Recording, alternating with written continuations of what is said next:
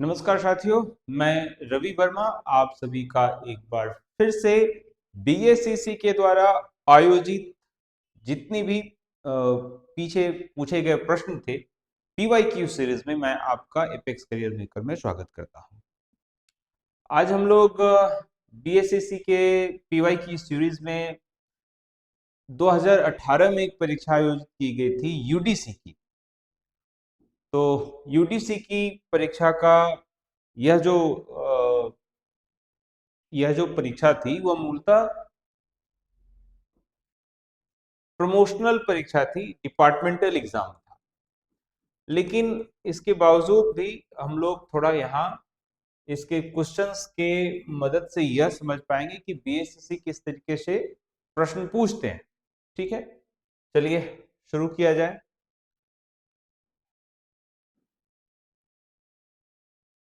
पहला प्रश्न है, महात्मा गांधी ने 1919 ईस्वी में किसके खिलाफ सत्याग्रह आंदोलन शुरू किया था? जालियांवाला बाग हत्याकांड, abolition of princely states, Simon commission या इनैक्टमेंट ऑफ रॉलेट। अब देखिए, ये प्रश्न जो है थोड़ा कंफ्यूजिंग भी है।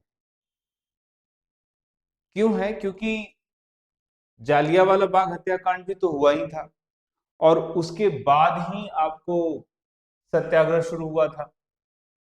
लेकिन मूल जो बात थी वो थी Rowlatt act. Enactment of Rowlatt act यह कहता था कि ब्रिटिश गवर्नमेंट भारतीय नागरिकों को गिरफ्तार भी कर सकती है, उन्हें जेल में भी डाल सकती है बिना न्यायिक प्रक्रिया। और इसी के खिलाफ 13 अप्रैल 1919 को जालियांवाला बाग में विरोध हो रहा था, जहां पर जालियांवाला बाग हत्याकांड प्रकरण हुआ। तो मूल जो कारण था वो था इनैक्टमेंट ऑफ रॉलेट एक्ट। लेकिन आप कंफ्यूज हो सकते हैं जालियांवाला बाग हत्याकांड विकल्प में देखकर, तो डी नंबर विकल्प इसका सही उत्तर हो जाएगा। दूसरे प्रश्न की ओर आगे बढ़ते हैं। स्वतंत्रता संग्राम के दौरान नागरिक अवज्ञा आंदोलन, सिविल डिसोबीडियंस, किसके साथ शुरू हुआ था? ठीक है, तो आपको पता ही होगा कि दांडी यात्रा चली थी और ये दांडी मार्च जो है नमक कानून के खिलाफ था और दांडी यात्रा खत्म होने के साथ से सिविल डिसोबीडियंस शुरू हुआ था। ठीक है, गांधी जी के द्वारा 3 महत्वपूर्ण आंदोलनों में से ये 2 आंदोलन से सवाल पूछ लिया। अगला सवाल पूछा, ब्रह्मपुत्र नदी कहाँ से गुजरती है? तो ब्रह्मपुत्र नदी जो है वो 3 देशों से होकर 3 जगहों से, तिब्बत जो चीन का अलग, आज तो चीन ही उसे दावा करता है, तिब्बत, हिंदुस्तान और बांग्लादेश। बाद में ये गंगा नदी में मिल भी जाती है। गंगा नदी के साथ मिलकर विश्व का सबसे बड़ा डेल्टा बनाते हुए कहाँ गिरती है? बनाते हुए बंगाल की खाड़ी में गिरती है।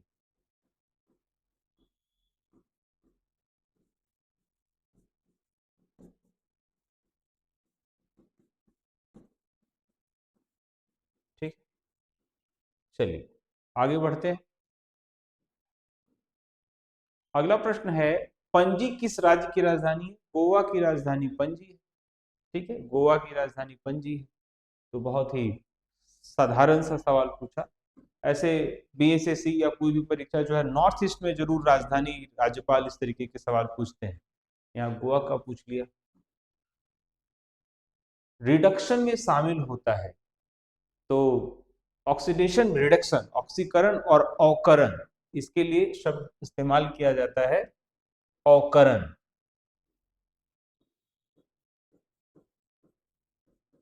ऑक्सीडेशन में ऑक्सीजन के साथ रिएक्शन होता है, ठीक है। ऑकरण क्या करता है, ऑकरण क्या करता है, तो इलेक्ट्रॉन्स की उपलब्धि करता है, ठीक है। चलिए अगले प्रश्न की ओर आगे बढ़ते हैं। एंटोमोलॉजी विज्ञान किसके अध्ययन से संबंधित है? तो मैं आपको बताऊं, मानव जाति में सुधार, मानव को लेकर एंथ्रोपोलॉजी है, और एंटोमोलॉजी जो है वो कीड़े से संबंधित है। एंटोमोलॉजी कीड़े से संबंधित है। तो विज्ञान के अलग अलग जो ब्रांचेज हैं वहां से भी सवाल पूछा। डोनियो पोलो स्थानीय धर्म है, जानते हैं डोनियो पोलो में सूर्य सूर्य और चंद्रमा, सूर्य और चंद्रमा को मुख्य देवता के रूप में पूजा जाता है। और ये 1970 में बहुत प्रसिद्ध था, 1970 के दशक में, और अरुणाचल प्रदेश में ये फॉलो किया जाता है, ठीक है। चलिए आगे बढ़ते हैं। किस राज्य में दूसरी आधिकारिक भाषा संस्कृत है? उत्तराखंड है ना। उत्तराखंड, और संस्कृत भाषा को देव भाषा भी बोलते हैं, ठीक है। इसकी जो लिपि है वर्तमान में देवनागरी, देवनागरी है। पहले ब्राह्मी स्क्रिप्ट में लिखा जाता, ये प्राचीन भाषाओं में से एक है, प्राचीन भाषा है, भारत की क्लासिकल लैंग्वेज में भी शामिल है। साथ ही साथ जो शेड्यूल 8वीं अनुसूची में भी इसको जगह दिया गया। 8वीं अनुसूची में आपको पता होगा कि 22 भाषाएं हैं, उनमें से एक संस्कृत भी है, ठीक है। चलते हैं। चंद्रमा की सतह पर क्या होता है? द्रव्यमान स्थिर रहता है। यदि मेरी वजन 60 किलो है तो मैं वहां 60 किलो का होऊंगा जरूर, लेकिन वहां पर 1/6 गुना वजन कम होगा। द्रव्यमान स्थिर रहेगा, 1/6 जो है वजन कम लगेगा, ठीक। अगले प्रश्न की ओर आगे बढ़ते हैं। मिजोरम राज्य की राजधानी क्या है? इम्फाल। मिजोरम की राजधानी, मैंने यहाँ पे 2 राजधानी पूछ दिया, एक गोवा भी पूछा, नॉर्थ ईस्ट पूछा, नॉर्थ ईस्ट से पूछता ही है, इम्फाल राजधानी है। संतोष ट्रॉफी फुटबॉल से जुड़ा हुआ है, बहुत वन लाइनर जिससे सवाल पूछे जा रहे हैं। इनमें से कौन सा रासायनिक परिवर्तन नहीं है? आपको मैं बताऊं, रासायनिक परिवर्तन का मतलब है कि गुण का परिवर्तन हो जाना, और साधारणतः जो एक बार परिवर्तन हो गया वो फिर दोबारा वापस नहीं आता, दोबारा वापस नहीं आता, ठीक है। तो ये जो है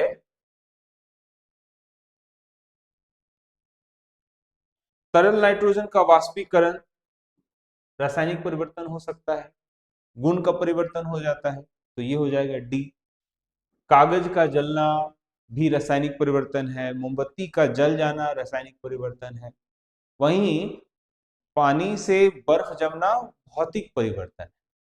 अगला, इनमें से कौन सा रासायनिक, ये तो हो गया, ठीक है। अगले प्रश्न की ओर आगे बढ़ते हैं। निम्नलिखित में से कौन सी रेखा भारत से होकर गुजरती है? अब देखो, भूमध्य रेखा 0 डिग्री तो ये तो है नहीं, आर्कटिक वृत्त 66.5 ये भी है नहीं, कर्क रेखा 23.5, आपको मैं बता दूं कि कर्क रेखा भारत के 8 राज्यों से होकर गुजरती है, जिसमें गुजरात, राजस्थान, मध्य प्रदेश, छत्तीसगढ़, झारखंड, वेस्ट बंगाल, त्रिपुरा, त्रिपुरा, और त्रिपुरा के साथ मिजोरम, संभवतः त्रिपुरा के साथ मिजोरम,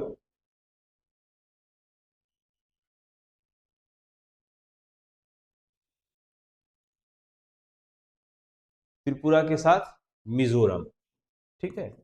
तो ये 8 राज्य हैं जहां से ये कर्क रेखा गुजरती है, ठीक। आगे बढ़ते हैं। किस गवर्नर जनरल ने भारत में अस्थाई भूमि राजस्व प्रणाली, परमानेंट सेटलमेंट के नाम से, ये बहुत प्रसिद्ध है, परमानेंट सेटलमेंट के नाम से बहुत प्रसिद्ध है, ठीक है। तो ये कॉर्नवालिस के समय में हुआ था। ठीक है, कॉर्नवालिस के समय में हुआ। अगला, किसे बनारस हिंदू विश्वविद्यालय के संस्थापक, तो मदन मोहन मालवीय। आपको मैं बताऊं कि 1916 में जो 1916 में ही भाषण हुई थी जिसमें पहली दफा महात्मा गांधी शामिल हुए थे, तो मदन मोहन मालवीय मालवीय के प्रयासों से ही हुआ था। मदन मोहन मालवीय को आगे जाकर भारत रत्न भी इन्हें मिला है, इन्हें भारत रत्न भी मिला है। ठीक है, तो ये बीएचयू के संस्थापक माने गए। चलिए आगे बढ़ते हैं। इनमें से कौन सा देश सार्क का सदस्य नहीं है, तो म्यांमार नहीं है। सार्क जो है ना, इसे हिंदी में कहते हैं दक्षेस। दक्षेस, इसका हेडक्वार्टर काठमांडू में है। और भारत के जितने भी पड़ोसी देश हैं, इंडिया हो गया, पाकिस्तान हो गया, बांग्लादेश हो गया, श्रीलंका हो गया, चाइना हो गया, मालदीव हो गया, ठीक है, अफगानिस्तान हो गया,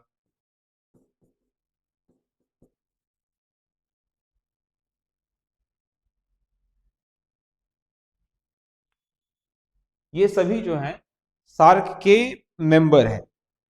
ठीक है, भारत, पाकिस्तान, बांग्लादेश, श्रीलंका, हाँ नेपाल, नेपाल छूट रहा था, नेपाल, ये सभी भारत के जितने पड़ोसी देश हैं वो सब के सब जो है वो सार्क के मेंबर हैं।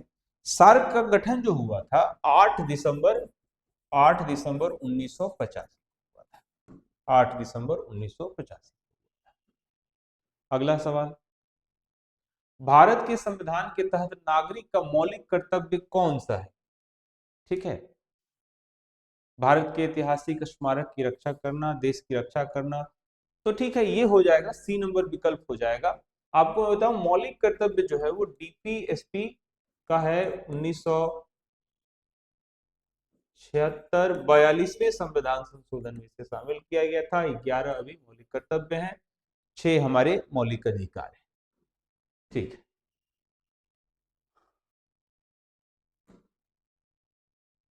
अजंता और एल्लोरा स्मारक किसके अवधि के दौरान निर्माण किया गया था। ठीक है, तो आपको मैं बता दूं कि अजंता और एलोरा जो स्मारक है वो महाराष्ट्र के औरंगाबाद जिले में, इसमें हिंदू, बौद्ध, जैन सभी प्रकार के जो रिलीजियस सेंटिमेंट हैं उन सबके लिए है। 5वीं और 10वीं शताब्दी में इसके काल हैं, और ये राष्ट्रकूट शासकों के द्वारा इसका निर्माण किया गया था। 5वीं 10वीं शताब्दी के बने हुए हैं। इसमें जैन, बुद्ध और वैदिक या हिंदू धर्म, ठीक है, इनसे जुड़े हुए इनके गुफा में स्मारक मौजूद है। ठीक है, आगे बढ़ते हैं। पुस्तक यशोधरा किसके द्वारा लिखी गई थी, तो यशोधरा जो है वो मैथिली शरण गुप्त के द्वारा लिखी गई थी। और बुद्ध की जो पत्नी है, बुद्ध की पत्नी यशोधरा, उनको ध्यान में रखकर बताया गया है। जैसे बुद्ध होना आसान है ऐसा कहना, इन्होंने कहा कि कोई भी व्यक्ति बाहर निकल सकता है, जिम्मेवारियों को छोड़ा। बुद्ध, आपको पता होगा कि बुद्ध अपने विवाह के बाद बाहर निकले थे, उनका एक पुत्र भी था। ठीक है, गौतम बुद्ध के एक पुत्र थे जिनका नाम था राहुल।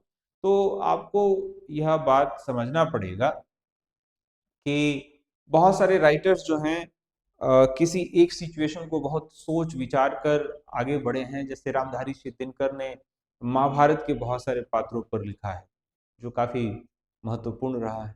ठीक है, तो मैथिली शरण गुप्त की यशोधरा। आगे बढ़ते हैं। निम्नलिखित में से किसने बैडमिंटन में करियर हासिल किया है। बैडमिंटन, देखिए पीवी सिंधु है, रविचंद्रन अश्विन को पता ही क्रिकेटर है, हिना सिंधु, पंकज अडवाणी स्नूकर्स, तो पीवी सिंधु ए नंबर विकल्प।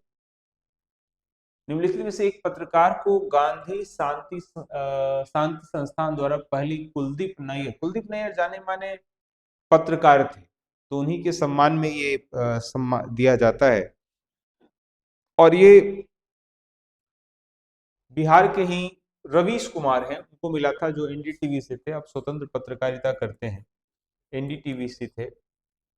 और इन्हें आगे जाकर रमन मैग्सेसे भी मिला, रमन मैग्सेसे। रमन मैग्सेसे को एशिया का नोबेल पुरस्कार माना जाता है। ठीक, आगे बढ़ते हैं।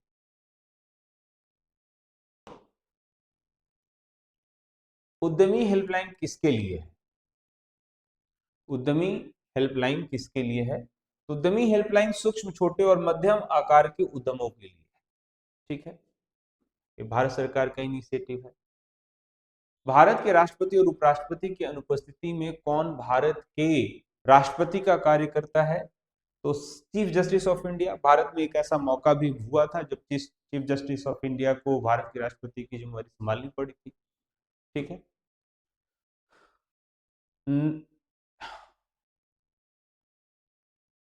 NAMA 11 देशों का समूह किस संदर्भ में जाना जाता है? ठीक है, तो नैम नन एग्रीकल्चर मार्केट एक्सेस है, ये विश्व व्यापार संगठन का ही एक हिस्सा है, विश्व व्यापार संगठन का ही non agreement non non agricultural market access 1 जनवरी 1995 को ये WTO के साथ शुरू हुआ था। WTO के साथ शुरू हुआ था। आपको पता होगा WTO का जो पुराना नाम था GATT था, general agreement on trade and tariff. चलिए अगले प्रश्न की ओर आगे बढ़ते हैं। अगला प्रश्न है, रात का अंधापन विटामिन ए की कमी से होता है ना, रतौंधी जिसे कहते हैं, रेटिनॉल इसका नाम। अगला अगला सवाल है, नीली क्रांति किससे संबंधित है? मत्स्य पालन से संबंधित है। इस तरीके के सवाल आते ही रहते हैं। पौधों के निम्न समूहों में से कौन सा एक जिम्नोस्पर्म से संबंधित है? जिम्नोस्पर्म से संबंधित है। ठीक है, जिम्नोस्पर्म से संबंधित है। हमारे पास ऑप्शन है कैक्टस और बबूल, कोकोनट और एरिका नट, पाइन और सिडार। पाइन और सिडार जो है वो जिम्नोस्पर्म से संबंधित। पाइन और सिडार जो है वो जिम्नोस्पर्म से संबंधित। कृषि प्रणाली में कौन सी एक सिंचाई की विधि नहीं है? सिंचाई का मतलब जो पानी दिया जाता है उसमें कदम सिंचाई तो कुछ नहीं होता है, सतह सिंचाई होता है, टपकन यानी जो ड्रिप से आप कहते हैं, सेचक सिंचाई, ये कदम सिंचाई कुछ नहीं होता है। ठीक है, चलिए अगले प्रश्न की ओर आगे बढ़ते हैं। रडार प्रयोग किया जाता है, रडार प्रयोग किया जाता है। ठीक है, देखिए रडार क्या है? रडार का फुल फॉर्म जो है वह radio detection and ranging. Radio detection and ranging, radio तरंगों के द्वारा वस्तु की उपस्थिति और स्थान का पता लगाने के लिए किया जाता है। जैसे आपको वायुयान से संबंधित उसकी उपस्थिति को इसके से इस्तेमाल किया जाता है। ठीक है, चलते हैं अगले प्रश्न की ओर। बिहार के जनजातीय नेताओं में किसने भारत में ब्रिटिश शासन के खिलाफ डटकर विरोध किया था? ठीक है, और ध्यान दीजिएगा क्या पूछा, जनजातीय नेता। ठीक है, शेड्यूल्ड ट्राइब्स जिसको आज कहा जाता है। तो ऐसे बहुत सारे लोग हुए हैं, बहुत सारे लोग हुए हैं, लेकिन जैसे सिद्धू कानू हो गए, यहाँ पर एक नाम है बिरसा मुंडा। आपको मैं बताऊं, बिरसा मुंडा 15 नवंबर इनकी जन्म जयंती को वर्तमान में भारत सरकार ने जनजातीय दिवस के रूप में मनाने का निर्णय लिया है। जनजातीय दिवस, जनजातीय गौरव दिवस, जनजातीय गौरव दिवस। ठीक है, स्वतंत्रता के 75 वर्ष पर हम लोगों ने धीरे धीरे जो गुलामी के चिन्ह थे उसको हटाया और अपनी स्वाधीनता को आगे बढ़ाने की बात। बिरसा मुंडा जनजातीय गौरव दिवस। ठीक है, अगला सवाल, महात्मा गांधी किसे अपना राजनीतिक गुरु समझते थे? तो गोपाल कृष्ण गोखले को समझते थे। प्रसंग क्या था, 9 जनवरी 1915 को महात्मा गांधी साउथ अफ्रीका से लौटे। साउथ अफ्रीका कब गए थे? 1893 में। जब वो यहाँ लौटे तो उन्होंने, गोखले ने उन्हें कहा कि भारत की अगर समस्या को समझना है तो भारत को समझना पड़ेगा, जानना पड़ेगा। इन्हीं की सलाह पर वो पूरे भारत का परिभ्रमण करे और वहीं पर उन्होंने एक पुस्तक लिखी थी, गोखले माई पॉलिटिकल गुरु। तब से ये बात मानी जाने लगी महात्मा गांधी के जो राजनीतिक गुरु हैं वो गोपाल कृष्ण गोखले हैं। कभी कभी गांधी से ये भी सवाल पूछता है कि दार्शनिक गुरु कौन है, तो मैं आपको बता दूं कि रशिया भाषा की एक लेखक है जिनका नाम है लियो टोल्स्टॉय। उनसे काफी प्रभावित थे और महात्मा गांधी दक्षिण अफ्रीका में रहते रहते उन्होंने टोल्स्टॉय फर्म की स्थापना की। ठीक है, गोपाल कृष्ण गोखले इसका उत्तर हो जाएगा। भारत में पंचायती राज व्यवस्था लाने का मुख्य उद्देश्य क्या था? मुख्य उद्देश्य था ग्रामीण आम जनता को विकास के लिए ग्रामीण प्रशासन को शक्ति प्रदान करना। ठीक है, पंचायती राज व्यवस्था को पढ़ के जाइए, यहाँ से खूब सवाल बीएसएससी लेता है, पाठ्यक्रम में शामिल भी। कौन सा एक अजैविक अजैविक प्राकृतिक संसाधन है, मतलब जिसमें अजैविक का मतलब जिसमें लाइफ नहीं हो। ठीक है, अजैविक प्राकृतिक संसाधन है। आपके पास विकल्प हैं बैक्टीरिया, सॉइल, फंगी और प्लांट। तो मैं आपको बता दूं कि जो सॉइल है यानी मृदा, उसे अप्राकृतिक माना उसे अजैविक माना जाएगा, लेकिन उसके बावजूद भी हम कह सकते हैं कि वो एक प्राकृतिक संसाधन बैक्टीरिया संसाधन है। बैक्टीरिया में लाइफ है, कवक में है, पौधे में मृदा। ठीक है, आगे बढ़ते हैं। राष्ट्रीय बचत योजना निधि, राष्ट्रीय बचत योजना निधि निम्नलिखित में से एक का हिस्सा है। ठीक है, आपके पास विकल्प है भारत के लोक लेखा मालिकाना निधि, प्रधानमंत्री राहत निधि। लोक लेखा से संबंधित है, लोक लेखा, और इसे इसे प्राक्कलन समिति के जुड़वा के रूप में भी देखा जाता है। ठीक है, प्राक्कलन समिति, प्राक्कलन समिति की जुड़वा संस्थान, 22 सदस्य होते हैं। ठीक है, काफी बड़ा भी है। अगले प्रश्न की ओर आगे बढ़ते हैं। किस केंद्रीय मंत्री ने महिला हैंडलूम बुनकर और महिला हस्तशिल्प कलाकार के लिए कमला देवी चट्टोपाध्याय राष्ट्रीय पुरस्कार? आपको मैं बता दूं कि 2018 की ये परीक्षा हुई थी, तो उस समय स्मृति ईरानी जो थी कपड़ा मंत्री थी, कपड़ा मंत्री, तो उन्हें इस समय ये सम्मान दिया गया। ठीक है, आगे। गैसों के निम्नलिखित समूहों में से कौन सा ग्रीन हाउस इफेक्ट में योगदान देता है? ठीक है, sulphur dioxide, nitrous oxide, carbon dioxide, methane. Carbon dioxide और मीथेन हो जाएगा, बी नंबर विकल्प हो जाएगा। इससे संबंधित अभी कुछ देर पहले एक और टेस्ट हुआ था, उसमें सवाल पूछा था। भारतीय राष्ट्रीय कांग्रेस के पहले अध्यक्ष कौन थे? डब्ल्यू सी बनर्जी थे। कब हुई थी? 1885 में हुआ था। कहाँ हुआ था?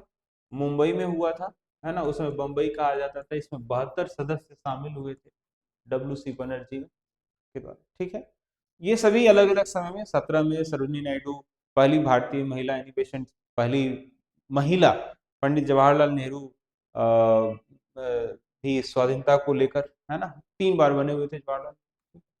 आगे चलते हैं।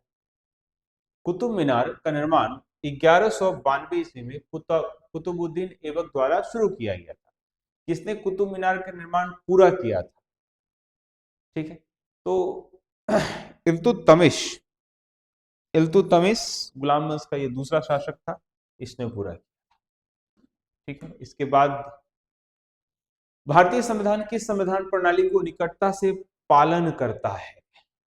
ठीक है, भारतीय संविधान किस, तो देखिए भारतीय संविधान वर्तमान में तो अपनी एक अलग पहचान रखता है, लेकिन इसके बावजूद हम कह सकते हैं कि ये ब्रिटेन से काफी प्रभावित है, हद तक प्रभावित है। ब्रिटिश से ही हम लोगों ने क्या किया था? पावर प्राप्त किया था। हालांकि ब्रिटिश और इंडिया के संविधान में बहुत अंतर है। यहाँ अलिखित संविधान है और यहाँ क्या है? लिखित संविधान है। यहाँ पर एक सिंपल मैग्ना कार्टा चलता है, जो मैग्ना कार्टा वहां के मजदूरों को दिया गया अधिकार है, जबकि ये एक कंप्लीट रिटन कॉन्स्टिट्यूशन है जो ब्रॉडली हर विषय पर बात करता है। ठीक है, अगला प्रश्न है, जापानी इंसेफ्लाइटिस मच्छरों के काटने से होता है। आगे, सुरक्षा की दृष्टि से घरेलू विद्युत आपूर्ति के लिए मेंस में उपयोग की जाने वाली धातु से निर्मित फ्यूज तार की गलनांक निम्न होती है। जैसे ही कोई ज्यादा तापमान, अगर उच्च होगा तब तो नहीं, निम्न होगा तभी ना वो कनेक्शन कट जाता है। अगला प्रश्न है, इनमें से कौन रॉलेट एक्ट के बारे में सच है? बी नंबर सही होगा, क्योंकि सरकार को ये अधिकार दिया गया था कि किसी भी भारतीय को बिना किसी भी गिरफ्तार किया जा सकता है बिना किसी कानूनी और अदालती प्रक्रिया के। तो बी नंबर इसका आंसर हो जाए। जम्मू और कश्मीर राज्य में पम्पोर अपलैंड एक अनुकूल क्षेत्र है किस चीज के लिए? तो जम्मू कश्मीर में क्या है कि केसर का उत्पादन होता है। केसर ही वहां पे सबसे ज्यादा उत्पादित किया जाता है। ठीक है, जम्मू कश्मीर में केसर का उत्पादन होता है। ऐसे मैं आपको बता दूं कि विश्व के 90% केसर का उत्पादन ईरान करता है।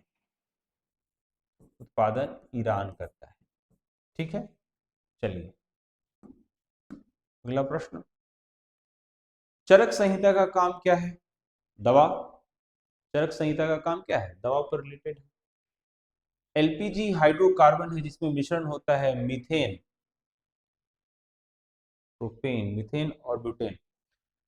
एलपीजी का फुल फॉर्म जो है लिक्विफाइड पेट्रोलियम गैस है। लिक्विफाइड पेट्रोलियम गैस है जिसमें प्रोपेन और ब्यूटेन शामिल होता है। प्रोपेन और ब्यूटेन, प्रोपेन और ब्यूटेन। चलिए, निम्नलिखित में से एक प्राकृतिक संसाधनों द्वारा प्रदान की जाने वाली पारिस्थितिकी तंत्र है। तो प्राकृतिक संसाधनों द्वारा, तो ये परागण है, परागण हो जाएगा, क्योंकि देखो प्राकृतिक रूप से यही पौधों के निर्माण की सबसे पहली प्रक्रिया होती है। और परागण कहाँ? पौधों के, पॉलिनेशन कहाँ होता है? पौधों के पुष्पों में। मौलिक अधिकार के प्रवर्तन के लिए विशेष कार्य जिम्मेवारी किसके लिए है? तो सर्वोच्च न्यायालय और उच्च न्यायालय को। कहीं भी प्रॉब्लम है, आपको फंडामेंटल राइट में प्रॉब्लम है, सीधे आप हाई कोर्ट या सुप्रीम कोर्ट जा सकते हैं। तो ए नंबर विकल्प हो गया। जाइलम और फ्लोएम विकसित होते हैं। जाइलम और फ्लोएम जो है वो प्लांट टिश्यू हैं जो जड़ों से जल और घुले हुए लवणों को पत्तियों तक पहुंचाते हैं। जाइलम निर्जीव ऊतक है जबकि फ्लोएम सजीव ऊतक है। ठीक है, तो ये जो उत्तर हो जाएगा कैम्बियम एधा। तो कुल मिलाकर इसमें भी 100 प्रश्न पूछा गया था यूजीसी की परीक्षा में, जिसमें हमने 50, पहले 50 प्रश्न जो है पार्ट 1 में आपके सामने रखे। अगले पार्ट में 50 प्रश्नों के साथ मैं फिर आपके समक्ष आऊंगा। तब तक के लिए बहुत बहुत धन्यवाद।